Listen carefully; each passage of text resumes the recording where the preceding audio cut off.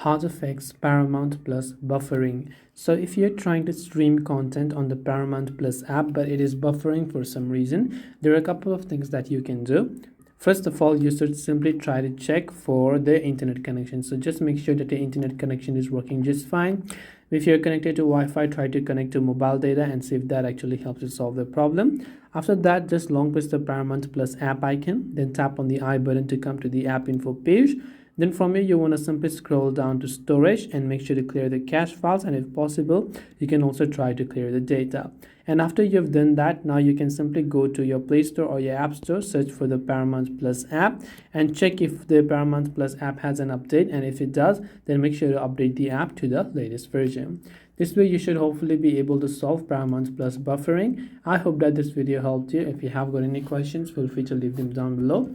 Thank you for watching till the very end of this tutorial, and see you soon in the next video.